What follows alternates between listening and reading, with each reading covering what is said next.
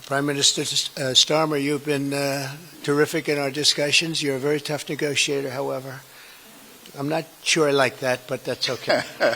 Very, very special person. Mr. President, did our Prime Minister persuade you not to put tariffs on the UK? And if I may, Prime Minister, do you think that Vladimir Putin is a man who will keep his word? Thanks. He tried. He was working hard, I'll tell you that. He earned whatever the hell they pay him over there. We're going to have a very good meeting tomorrow morning. We're going to get along really well. Okay? We have a lot of respect. I have a lot of respect for him. We've given them a lot of equipment and a lot of money, but they have fought very bravely, no matter how you figure it. They have really fought. Somebody has to use that equipment, and they have been very brave in that sense. Yeah, please, go ahead. Mr. President, do you support Article 5 of the NATO treaty? And are you concerned that it might be triggered if European peacekeeping forces end up in Ukraine? I support it. I don't think we're going to have any reason for it. I think we're going to have a very successful peace, and I think it's going to be a long-lasting peace. And I think it's going to happen hopefully quickly.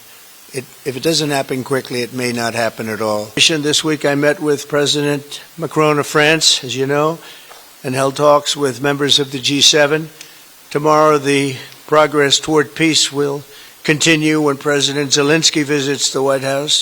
He'll be here tomorrow in the early part of the day, and we'll be signing a historic agreement that will make the United States a major partner in developing Ukraine's minerals and rare earths and oil and gases, and we have a great understanding. I think it's going to be great for Ukraine. We're going to be at the site, and we'll be digging. We'll be digging.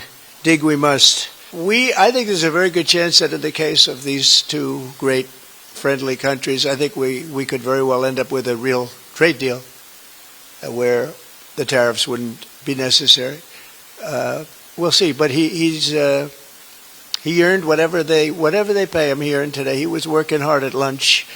And I'm very receptive to it. I think in all fairness, in all seriousness, I think we have a very good chance at arriving at a very good deal. JD? I felt we had a very productive discussion. Obviously, as the President says, the deal has to come first. But yes, our teams are going to be talking about how we make sure that deal sticks, is lasting and enforced. So our teams will be talking about that.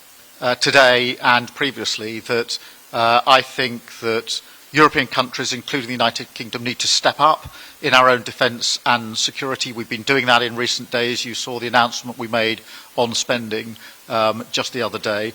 In addition to that, I've made it clear that the United Kingdom will play its full part in ensuring that if there's a deal, and that we hope there is a deal in Ukraine, that is a lasting deal that sticks, and we're obviously working with other European countries on that, France and NATO in particular, but I think I'm hosting 18 countries on Sunday to further our discussions. Instead of over-regulating these new technologies, we're seizing the opportunities that they offer.